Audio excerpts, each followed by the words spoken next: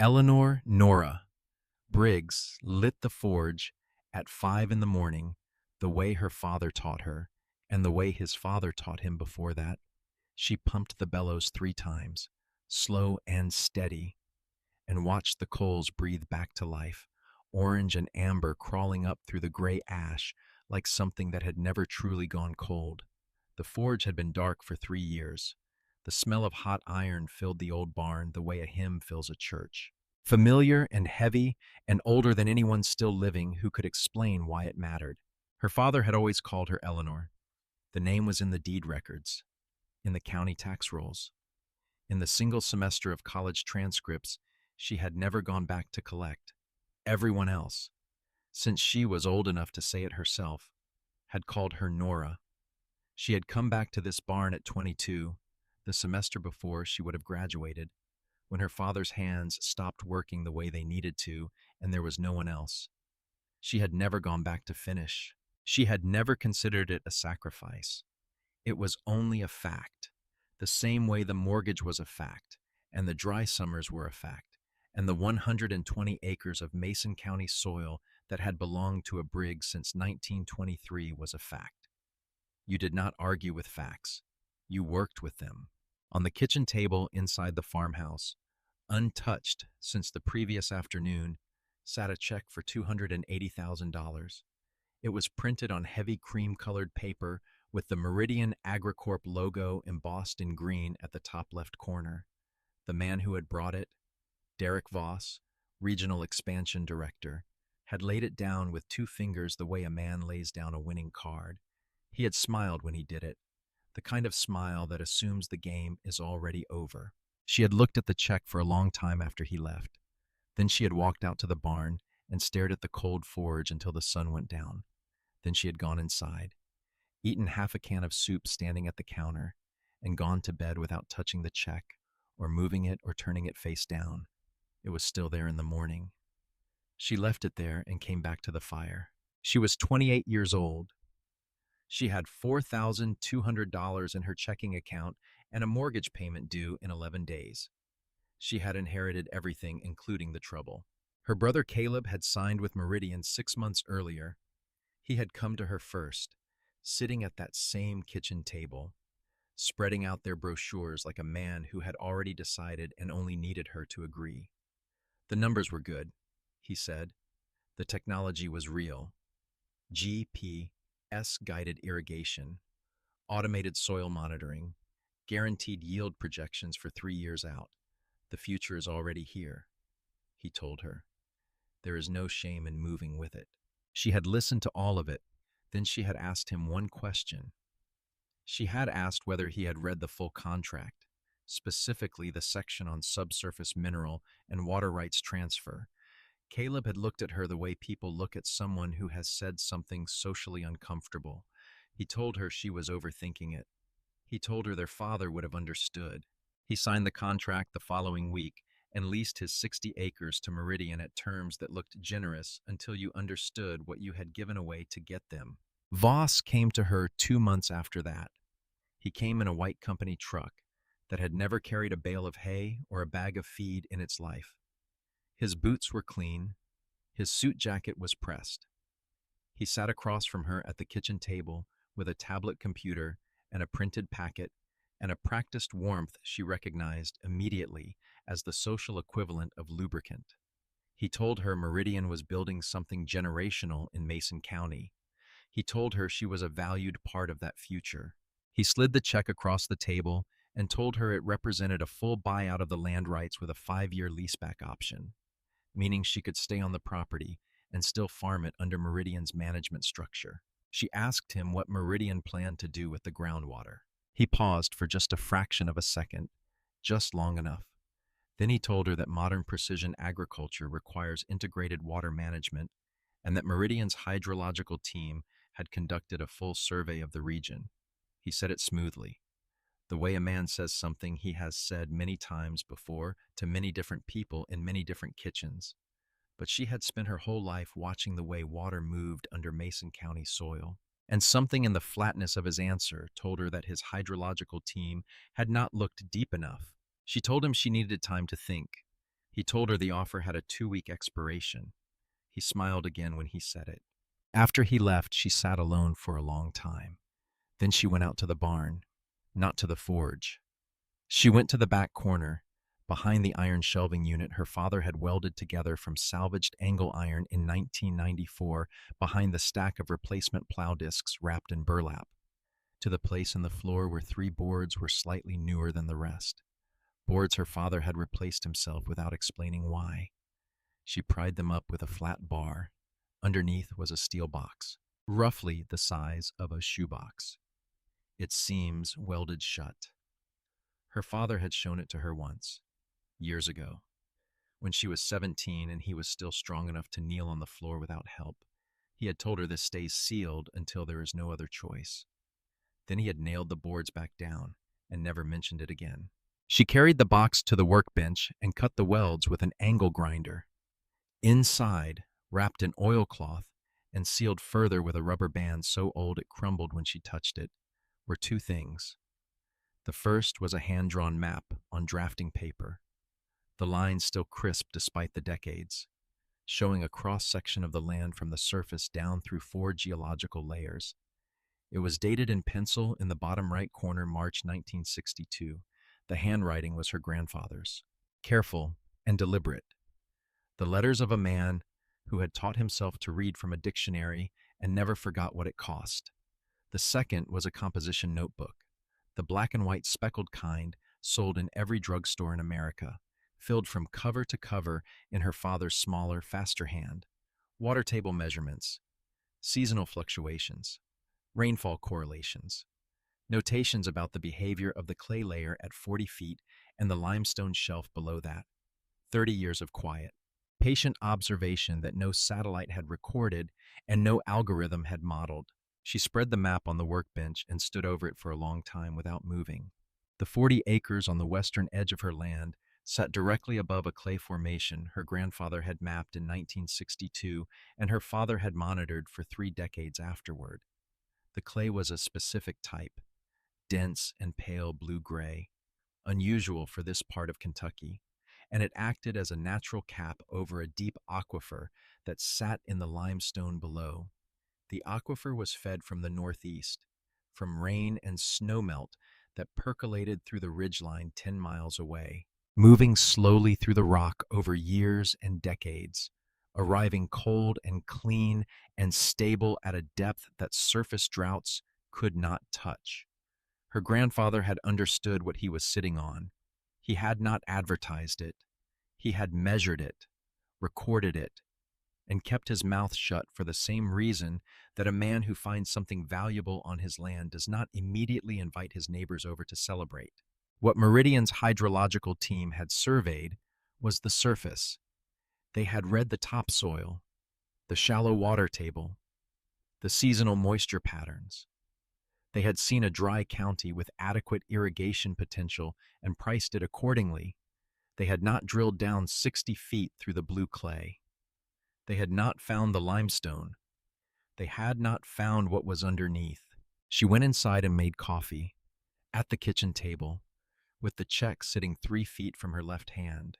She drank and thought about her grandfather, a man she had known only in his last years, slow-moving and quiet, with enormous scarred hands and the habit of looking at the ground when he walked as though he was still reading it. She thought about her father, who had spent every morning of her childhood in that same barn, who had taught her to listen to a machine the way a doctor listens to a chest, with patience and attention and without assumption. She thought about what it means to keep something for 30 years without knowing if it will ever matter. She thought about what it means to be the person who finally opens the box. Near the bottom of the notebook, in an entry dated October 14, 1991, her father had written the water table is stable at 42 feet. No seasonal variance from previous year. The limestone shelf is holding, below that line, in different ink, as though added later the same afternoon, were 2 sentences. Eleanor was born this morning, 7 pounds 4 ounces. She has her mother's hands. She had stood in the barn for a long time after reading that page, the kind of still that comes when you understand something about a person you can no longer ask questions of. She had not known he had written it. She had not known he had stopped in the middle of a day that changed everything and recorded it in the same book where he recorded the water. She left the check on the table and went to find Edna Flack. Edna lived a mile and a half east on the same county road. In a white, clapboard house with a vegetable garden, she kept with the focused intensity of someone who needed something to be in charge of. She was 70 years old, had worked as a clerk at the Mason County Courthouse for 22 years before retiring, and knew the county's land records the way a librarian knows a collection she has organized herself. Nora laid the map and the composition notebook on Edna's kitchen table. She laid the Meridian offer beside them. She explained what she understood and what she was not sure about and what she needed to know. Edna put on her reading glasses and did not speak for a long time. Then she said, "Your grandfather filed something in 1961. I remember it because it was unusual. I was not working there yet when it was filed, but I processed the microfilm records when the courthouse converted to digital in the 90s, and I remember thinking it was the kind of document a careful man files when he expects trouble he cannot predict yet." They drove to the courthouse that afternoon. Edna knew exactly which index to search. She found it in 40 minutes. Deed Book 14, page 203, recorded June 9th, 1961. A groundwater easement agreement between Harold Briggs, landowner, and the Mason County Water Authority. In exchange for a 40-year property tax reduction on the western 40 acres, Harold Briggs had granted the Water Authority a conservation easement protecting the subsurface aquifer from commercial extraction, defined as any pumping exceeding domestic agricultural use, within a 500-foot buffer from the boundary of the Briggs parcel. The easement had no expiration date. It was recorded against the land, not against the person, which meant it transferred with every deed, in perpetuity, binding every future owner of every adjacent parcel as well as the Briggs land itself. She read the document 3 times, standing at the counter in the records room. The fluorescent light hummed above her.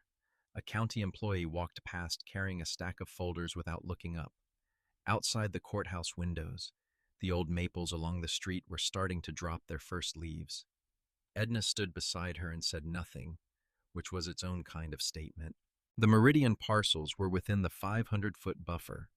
Every well they had drilled or planned to drill on the land they had already bought in Mason County fell within the protected zone of the 1961 easement. Their entire irrigation infrastructure, $14 million of it by the time full build-out was complete, depended on groundwater access that they legally did not have and could not acquire without the consent of the Mason County Water Authority, which answered to the county commissioners, who were elected, which meant they answered to the people who lived in Mason County and voted in November. She folded the photocopy of Deed Book 14, page 203, and put it in her jacket pocket. She thanked the records clerk. She walked out into the afternoon with Edna beside her and stood on the courthouse steps for a moment, looking at the street, the old brick storefronts, the grain elevator visible in the distance over the rooftops. She did not feel triumphant.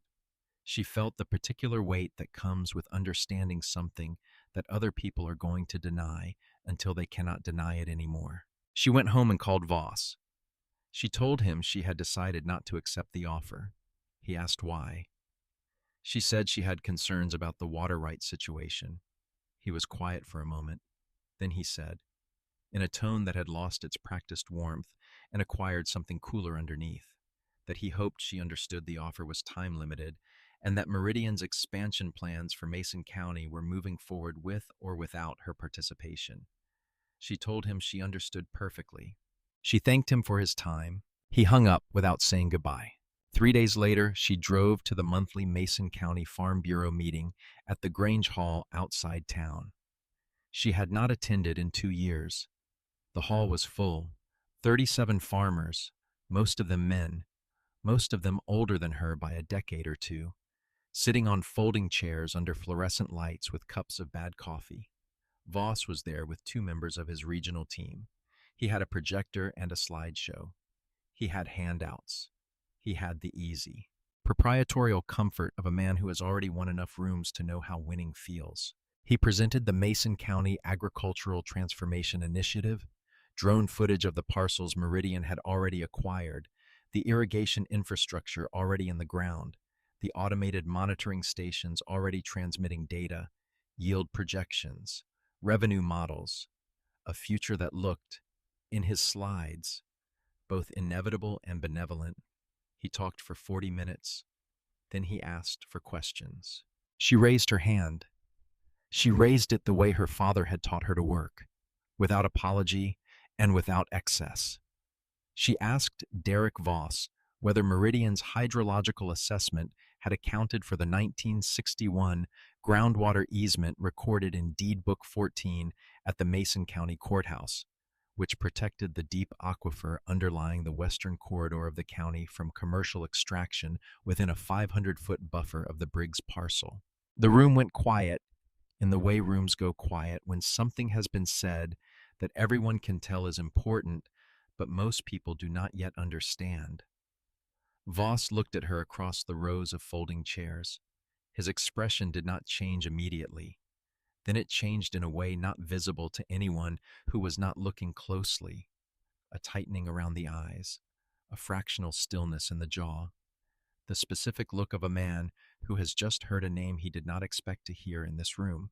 He said he was not familiar with that particular document, but that Meridian's legal team conducted thorough title searches on all acquired parcels, and he was confident any relevant encumbrances had been identified and addressed. She said, "Then your legal team missed it. It is recorded and it has no expiration date." She said it without heat, without satisfaction, without any of the things that would have given him something to push back against. She said it the way her grandfather might have said it, as a statement of fact about the nature of the ground. Someone in the back said something to the man beside him in a low voice. A chair scraped. A coffee cup was set down. Voss recovered quickly. He said that any documentation questions could be handled through Meridian's regional legal office, and that tonight's meeting was about the broader opportunity for Mason County agriculture. And he smiled and tried to move forward, but the room had changed. The certainty that had filled it when he was presenting had developed a crack, the way a pane of glass develops a crack, invisibly at first and then suddenly visible everywhere at once. After the meeting, 3 older farmers she barely knew came up to her separately in the parking lot. Each of them asked her, in different words, the same question, whether what she had said inside was real. She told each of them yes. She told them where to find the document if they wanted to read it themselves. Caleb found her by her truck. He had been sitting near the front during the meeting, close to the Meridian table, in the seat of a man who has already placed his bet and needs the bet to win. He looked at her with an expression that had too many things in it to name easily. She could see the anger and the fear, and underneath both of those, something quieter that he did not want her to see. He said, "You could have come to me first." She said, "I did come to you before any of this started." He said, "That is not what I meant." She said, "I know." She drove home. She parked in front of the barn and sat in the truck for a while without getting out, looking at the dark shape of the forge building against the sky, the faint glow from the window where she had left the work light on. The night was still. Somewhere down the road, a dog was barking at something in the dark, steady and certain the way dogs get when they have found something and intend to stay found. In the weeks that followed, she stopped trying to explain herself to anyone who had not asked. She let the people who wanted to talk about her talk. She let Caleb stay angry. She focused on the work she had been quietly acquiring for months, making calls, driving to farm auctions in the surrounding counties, spending evenings in the barn with her father's tools spread around her on the floor. She found 4 machines worth saving. A 1951 Farm All M with a cracked block she repaired by casting a replacement section herself using her grandfather's flask molds. A 1955 Oliver 88 with a seized hydraulic pump she freed with heat and patience, and a technique her father had learned from a man who had learned it during the war. A 1948 Ford 8N with a carburetor so corroded it had to be rebuilt from individual components. which she machined herself on the old metal lathe her grandfather had bolted to the barn floor in 1957. A 1963 John Deere 4010 with an electrical system someone had rewired incorrectly 3 times over 5 decades, which she traced wire by wire. Sitting on a crate with a test light and a schematic she had printed from an archived service manual, the one concession she made to the modern world, and only because the original manual no longer existed in physical form anywhere she could locate. She sold the Farmall M to a cattle farmer in Bracken County for $4,800. He drove out on a Saturday morning, walked around it 3 times, started it, listened to it run for 2 minutes, and wrote the check without negotiating. He told her he had not heard a Farmall run like that in 30 years. She sold the Oliver 88 for $3,900 to a woman running a small CSA operation in Robertson County who needed a reliable machine and could not afford new. The Ford 8N went to a retired farmer in Lewis County whose grandson wanted to start a small market garden and needed something the boy could learn on without being afraid of it. $4,200. The John Deere she kept. It was the best of the four, and she had plans for it. The money was not enough to change her situation dramatically, but it was enough to make the mortgage payment, and then the next one, and the one after that. More importantly, it was building something she had not entirely planned on, which was a reputation in the surrounding counties among the people who still farmed the old way, the people who needed machines that worked and could not afford the dealers and had nowhere to go when something broke. They started calling her. Not many at first. A few, then more. Voss heard about it. She did not know exactly how, but she knew that he had, because one evening she came out of the barn to find a white Meridian truck idling at the end of her driveway. It did not pull in. It sat at the road for perhaps 3 minutes, engine running, and then it drove away. She watched it go. Then she went back inside and kept working. Meridian broke ground on their central Mason County irrigation hub in late September, 2 miles north of town, on the parcel they had assembled from 7 different farms. From her upper pasture, she could see the light from their work crews at night, the white-yellow sweep of construction floods illuminating the dark skyline. The machinery they brought in was significant: boring equipment, pipeline installation rigs, electrical infrastructure for the monitoring stations. They worked fast. They had a schedule and a budget, and investors who had been promised a completion date. Nobody on the Meridian crew had read Deed Book 14. Nobody had told them to. She watched the lights from her upper pasture on a still October evening, her hands in her jacket pockets, the cold coming down from the ridge. She thought about her grandfather standing somewhere on this same ground in 1961, looking at whatever was being built or planned or threatened at that time, understanding something about the nature of what was below his feet that no one else had bothered to understand, and deciding to put it in writing, deciding to make it a matter of record in a place where records did not disappear. She thought about the specific kind of patience it takes to do something like that, to record a fact against a future threat you cannot name yet, in a document you may never need, for a granddaughter you have not yet had. The construction lights moved slowly across the dark horizon. The machinery groaned and bit into the earth. Somewhere down there in the dark, below the topsoil and the clay and the limestone shelf, cold water moved through ancient rock the way it had always moved, slow and indifferent to whatever was being decided on the surface. She went back inside. She picked up a wrench. She kept working. The winter passed the way winters pass on working land, not gently but usefully. The forge ran most mornings. The phone rang more than it used to. By February, there was a waiting list. Spring came, and with it the smell of turned earth across Mason County. Meridian's crews returned heavier than before. More trucks, more equipment. The irrigation infrastructure that had gone into the ground the previous fall was being connected now, hub to spoke. The central pumping station to the network of lateral lines running across the acquired parcels like veins.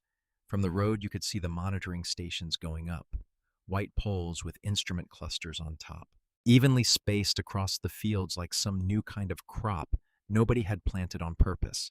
Caleb's 60 acres were part of the network.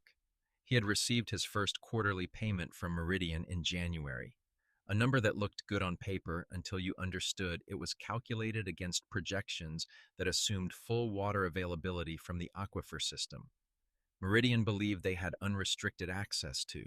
She knew this. She did not say it to him. He had not spoken to her directly since the Grange meeting in October except once, in the parking lot of the feed store in town, when he had stopped beside her truck and said, without looking at her, that he hoped she knew what she was doing. She had told him she did. He had nodded once and driven away. Summer arrived early. By the first week of June, the temperature in Mason County was running 10 degrees above the seasonal average, and the rain that usually came through in May had not come. The pastures went from green to pale yellow faster than anyone could remember.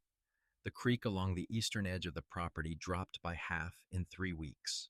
Old-timers at the hardware store talked about 1988, about 1953, about the particular quality of heat that settles into Kentucky limestone country when the weather decides to make a point. Meridian's automated monitoring system registered the surface moisture deficit and responded the way it was designed to respond. It increased pumping rates. The lateral lines pressurized. The irrigation heads came on across the acquired parcels in rotating cycles, 22 hours out of every 24, trying to compensate for what the sky was not providing. From the upper pasture in the early mornings, she could sometimes see the mist of it rising above the neighboring fields. A manufactured weather system running full tilt against a real one. For 6 weeks it held. The Meridian fields stayed green, while the unmanaged pastures around them went dry and pale. Voss drove through the county with 2 investors from Nashville in late June, and, from what Edna heard through the county planning office, he had pointed at the green fields with the satisfaction of a man whose argument was proving itself in real time. Then the pumping rates began to drop.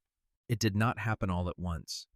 It happened the way most serious failures happen, gradually and then suddenly, with a long, quiet middle period during which the instruments recorded what was happening, but the people reading the instruments chose to interpret the data optimistically. The shallow wells Meridian had drilled across the acquired parcels were drawing from the upper water table, the same water table that every dry Mason County summer put pressure on. The upper table was depleting faster than the recharge rate could compensate. The monitoring stations flagged it. The automated system responded by increasing pump speed, which accelerated the depletion, which caused the system to increase pump speed again.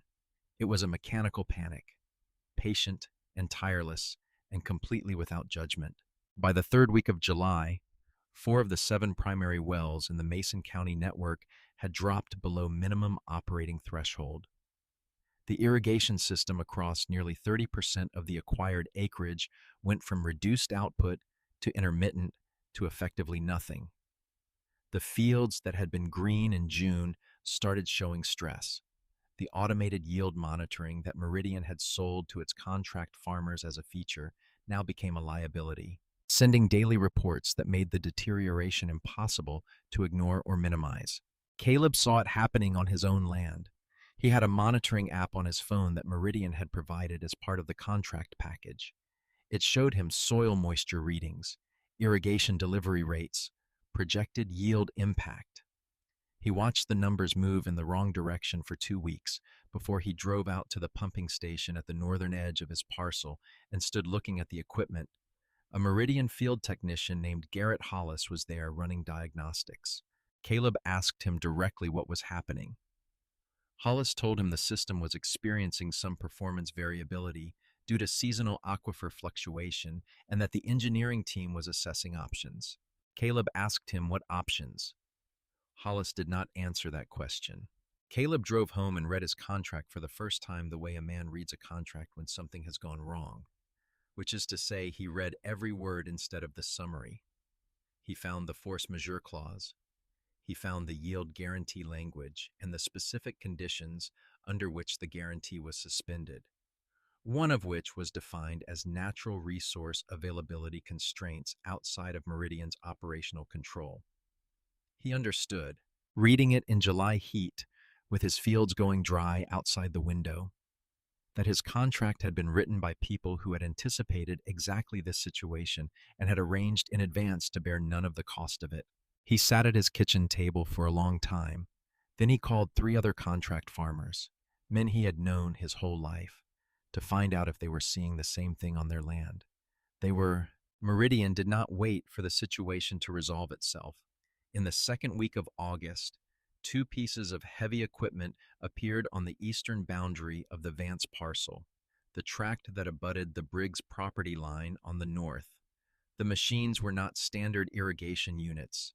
They were directional drilling rigs, the kind used for horizontal boring beneath existing structures, capable of sending a drill string at a controlled angle through subsurface layers without a vertical entry point on the target property.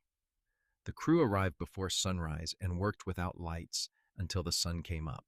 She heard the equipment from her bedroom window at 3:40 in the morning, a specific low-frequency vibration that traveled through the limestone bedrock and came up through the farmhouse floor, a sound that had no business being there at that hour.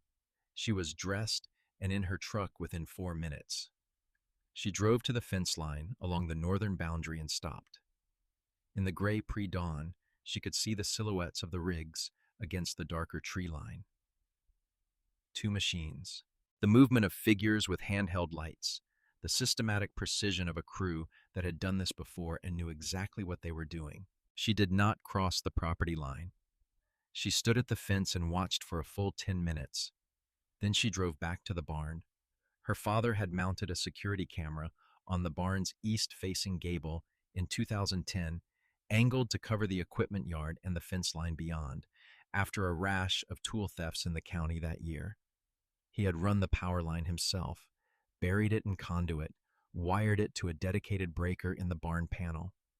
He had never taken the camera down. She had never turned it off. She went to the monitor on the barn workbench and confirmed it was recording.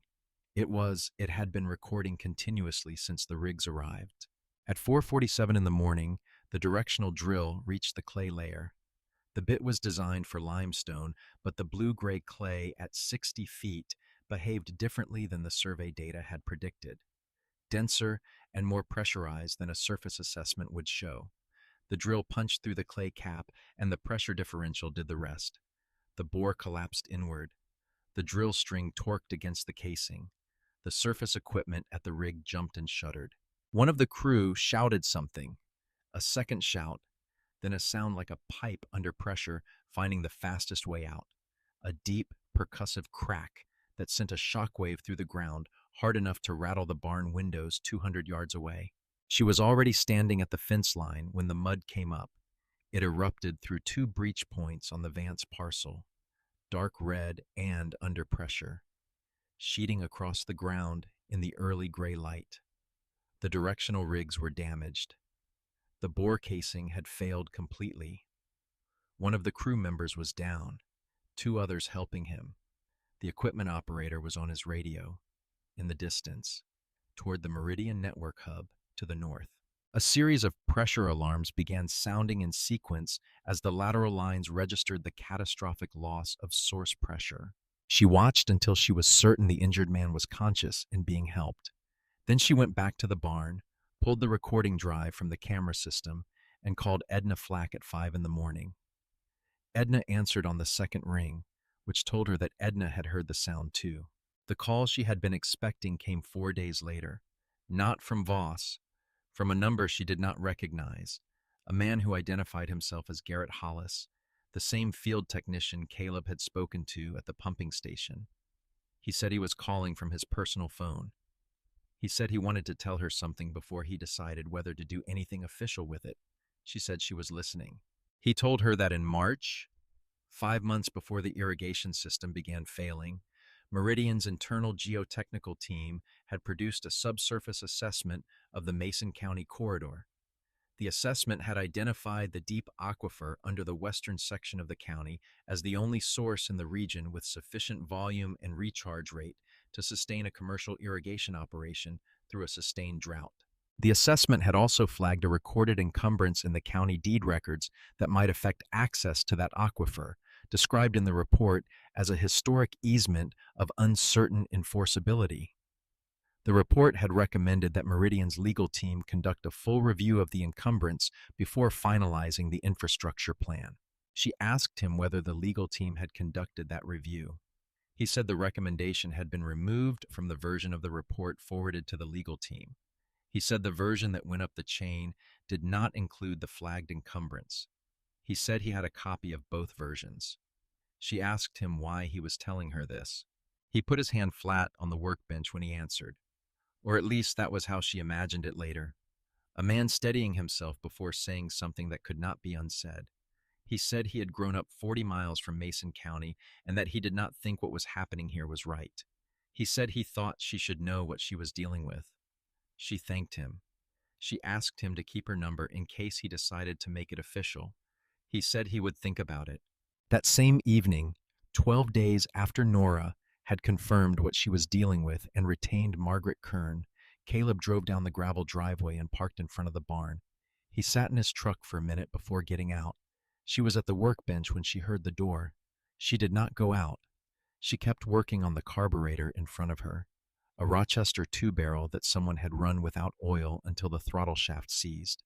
Listening to his footsteps cross the yard and stop at the open barn door. He said her name. She looked up. He was holding a manila folder, and he looked like a man who had spent several weeks arriving at a place he did not want to be and had finally arrived there. He walked in and set the folder on the workbench beside the carburetor. Inside were printed emails.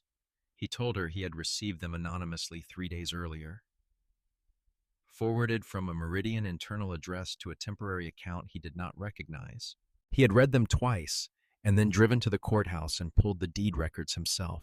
The emails were between Voss and Meridian's senior legal counsel, dated the previous February. In them, Voss referenced the geotechnical report and the flagged easement. He described the easement as a legacy filing of questionable practical enforceability. He recommended proceeding with the infrastructure plan without triggering a formal legal review on the basis that doing so would cause delays and that the easement holder was, in his exact words, an unsophisticated rural landowner, unlikely to have knowledge of the document's existence or legal implications. Caleb stood across the workbench from her. He said, "I signed with them because I thought they knew what they were doing." He put both hands flat on the bench when he said it, not looking at her. She set down the carburetor tool. He said, "I thought you were being stubborn because of Dad, because you thought you had to do everything his way." She did not answer that. He said, "I pulled Deed Book 14 myself yesterday morning before I came here. I read the whole thing." She looked at her brother. He was 25 years old, and he looked younger than that right now, and also much older. The way people look when they have just understood something that rearranges everything they assumed was settled. She said, "I know." He put his hand on the folder. He said, "What do you need from me?" She told him to leave the emails.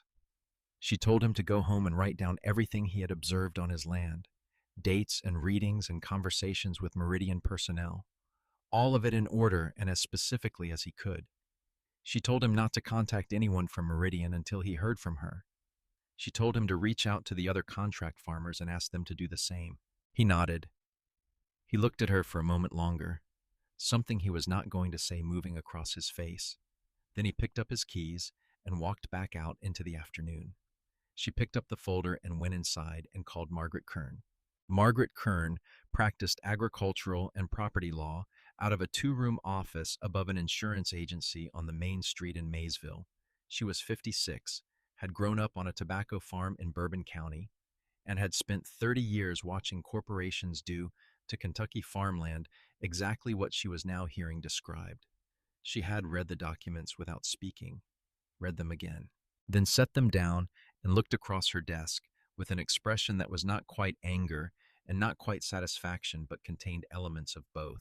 She told Nora that Meridian had constructed $14 million of irrigation infrastructure drawing from a protected source without easement consent, and that every drop they had pumped since activation constituted unauthorized extraction under the terms of the 1961 agreement.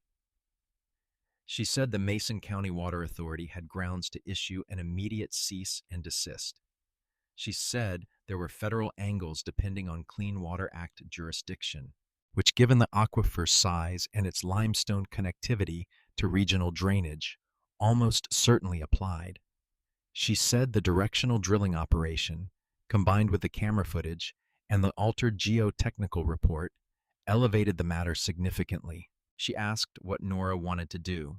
Nora said she wanted to do it right and she wanted to do it completely, and she did not want to start until she was certain of every step because she was not going to get a second chance at this. Margaret told her to give her 2 weeks. Margaret filed the cease and desist request with the Mason County Water Authority on a Monday. The Water Authority, whose director was the grandson of the man who had originally negotiated the 1961 easement with Harold Briggs, reviewed the documentation and issued the order within 48 hours. Meridian's pumping operations across the Mason County network were legally required to halt pending resolution of the easement dispute. Voss received the order on a Wednesday morning. By Wednesday afternoon, his truck was on her road for the second time. He stopped at the edge of her property line and sat there, engine running, for several minutes. She watched from the barn window. She could see from the way he was sitting, forward in the seat, hands on the wheel, that he was working through something that was not going the direction he had planned. He drove away without getting out. The following Monday, Meridian sent a senior vice president of operations named Lawrence Thayer, who arrived with a Nashville attorney and sat in her kitchen at the same table where the first check had been laid down months earlier. Thayer told her Meridian was prepared to discuss a revised compensation arrangement. He placed an offer on the table, $1.4 million for a permanent easement waiver and water rights transfer, along with a supplemental payment structure to compensate the contract farmers for the yield losses. Margaret, sitting beside her, said they were happy to discuss it. After Thayer left, she stood at the kitchen window and looked out at the fields. Below all of it, 60 feet down through the pale blue-gray clay and into the limestone, cold water moved through the darkened channels that had been flowing since before anyone now living had been born. Her grandfather had understood what that meant. Her father had spent 30 years confirming it. She had opened the box when there was no other choice, which was exactly what it had been kept for. She was not going to sell it. That night, she called Garrett Hollis. He answered on the second ring. She told him what had happened and what Meridian had offered. She told him that what he had shared about the altered geotechnical report was the kind of information that the Kentucky Attorney General's office and the federal EPA would find significant, and that a man who came forward officially, with documentation, would be treated as a witness rather than a participant. She told him she thought he should consider carefully what kind of record he wanted to be part of. He was quiet for a long time. He said, "Give me until Friday." She said she would. She sat in the kitchen after hanging up. The house was quiet around her. Outside, nothing moved. She thought about her grandfather filing a piece of paper in a courthouse in 1961, the scratch of a pen on a line, a clerk stamping the date, the document going into a book that went onto a shelf in a building where records are kept, because someone decided that some things are worth keeping. She thought about what it costs to be right before anyone else is ready to agree with you. She got up, turned on the light, and started writing down everything she needed to do in the morning. Friday came with a low gray sky. Hollis called at 7:40. He said he had spent 4 days thinking about what kind of man he wanted his son to grow up knowing his father had been. He had contacted the Kentucky Attorney General's office the previous afternoon. He had submitted both versions of the geotechnical report along with a written account of the chain of decisions he had witnessed. He had also forwarded everything to a contact at the EPA regional office in Louisville. She thanked him. She meant it without decoration. He said, "I hope it counts for something." She said, "It will." She called Margaret before 8. Margaret had already received a preliminary inquiry from the Attorney General's office and had been waiting for the call. She told Nora to decline Meridian's revised offer without closing the door entirely. She said to let the process work. Nora told her she was good at waiting. Margaret said she had noticed. What followed was not fast.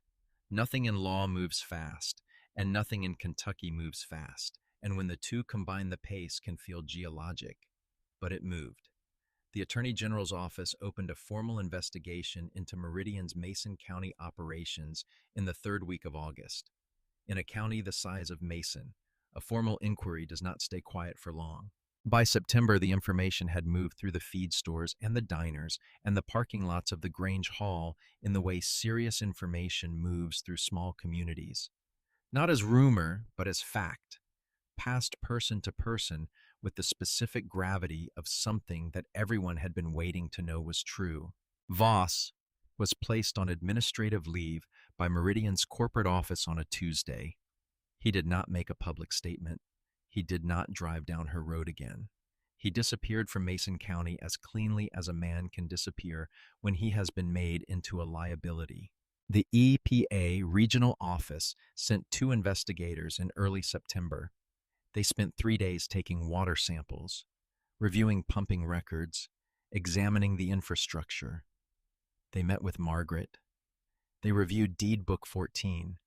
They interviewed Edna Flack, who arrived with her own photocopies of the relevant deed records organized in a manila folder with handwritten tabs, which caused one of the investigators to set down his pen and look at her for a moment before writing something in his notes. They also drove out to the Briggs property and walked the western 40 acres. She showed them the topographic features her grandfather had noted on the 1962 map. She showed them where the surface clay changed color and texture. The pale blue-gray stripe visible in a low cut bank along the fence line where erosion had exposed the subsurface layer. One of the investigators knelt and pressed his palm flat against the exposed clay and held it there, not doing anything in particular, just feeling it. Then he stood up and looked across the field toward the distant white monitoring poles of the Meridian network and wrote something in his notebook. On a Wednesday morning in the third week of September, Margaret called and told her to come to Maysville. She sat across from Margaret at the desk, covered in organized stacks of paper and 2 empty coffee cups. Margaret pushed her reading glasses up onto her forehead and looked at her directly. She said the EPA investigation had confirmed unauthorized commercial extraction from a federally significant groundwater source.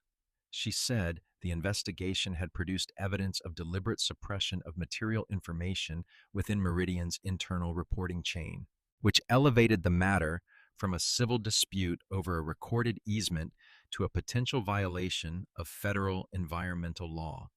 She said the Attorney General's office was coordinating with federal prosecutors and that the investigation had expanded to include Meridian's operations in 2 adjacent counties where similar issues had been identified.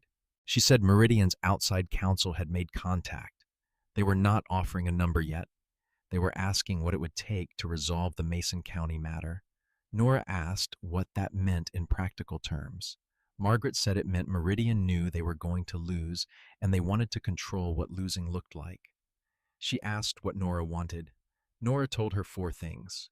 First, she wanted the groundwater easement confirmed in writing by Meridian, by the Mason County Water Authority, and by a federal court if necessary, as a permanent and fully enforceable protection on the deep aquifer, binding on all parties in perpetuity.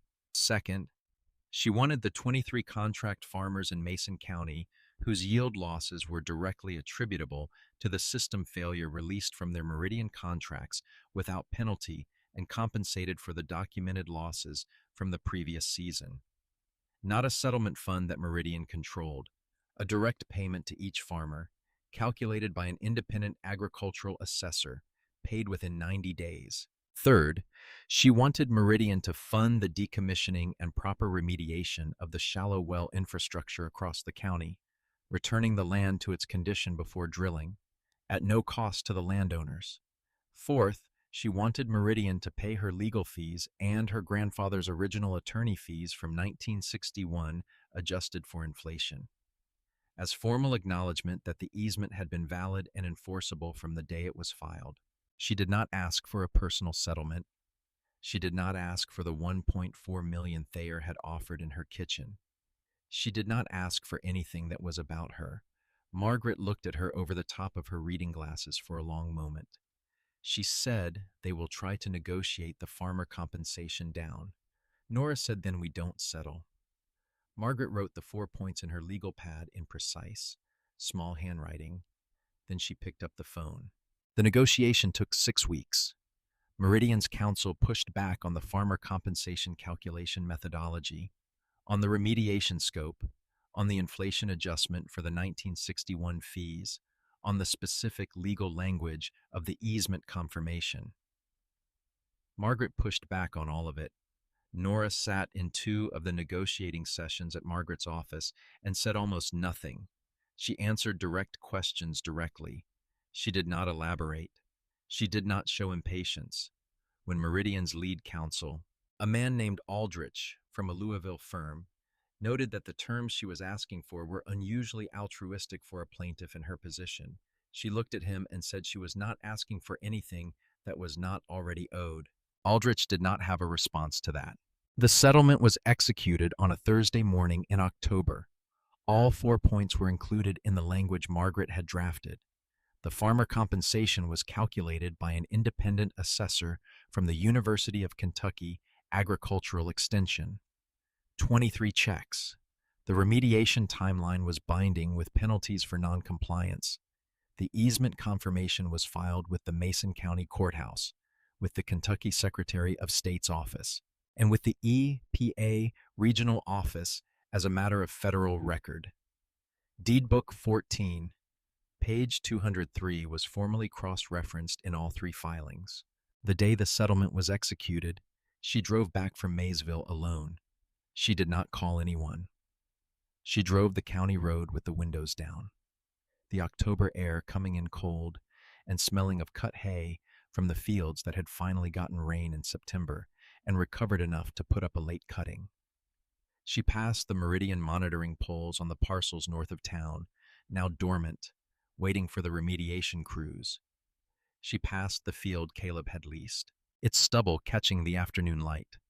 She passed Edna's white clapboard house and saw Edna kneeling in the garden and raised 2 fingers off the steering wheel in the way you wave to someone you know on a county road, a small gesture that means everything and nothing in particular. She turned down her own gravel drive and parked in front of the barn. Caleb's truck was already there. He was inside, standing at the workbench, not touching anything. He had been coming to the farm more regularly since August, not to talk, mostly, to be there. He had helped her pull the John Deere's front axle in September, the 2 of them working in silence on opposite sides of the machine for 3 hours, passing tools back and forth without asking. The way they had worked together as children when their father had them in the barn and had taught them that the best thing 2 people can do in a working space is pay attention to each other without making a production of it. He looked at her when she came in. She nodded once. He understood from that what had happened. He was quiet for a moment. Then he said, "The Hendersons got their letter today, about the compensation." She said she knew. He said Dale Purcell called him that morning. His wife had cried when they opened the envelope. She picked up a rag from the bench and wiped her hands, though they were not dirty. It was an old habit, something to do with your hands when you are feeling something you are not going to explain. Caleb said he had talked to the Meridian representative the previous week about the contract release. It was confirmed as final. She said good. He said he was going to farm his own land next year. He said he was going to do it the way their father had done it, slower, smaller. He said he knew he was going to need help with the equipment. She looked at him. He said, "I am asking." She looked at her brother for a moment. He was 25 years old, and he looked like their father around the eyes when their father had been serious about something. A particular quality of stillness she recognized without being able to name it exactly. She said, "Come in the morning. I will show you what needs doing on the 4010. He nodded. He picked up his keys. He paused at the barn door and said, without turning around, that he had pulled a copy of the 1961 easement agreement from the courthouse and read the whole thing. He said he had also pulled their grandfather's other land filings from the same period, the ones around it in the deed book. He said the man had understood exactly what he was protecting and exactly how to protect it and had done the work 60 years before anyone needed him to. He walked out. She heard his truck start and back out and turn onto the road, heard it until it faded into the distance and the county got quiet again. She stood in the barn alone. The forge was cold. The October light came through the high windows in long, flat bars. Laying itself across the workbench and the tool racks in the floor her grandfather had poured himself in 1947.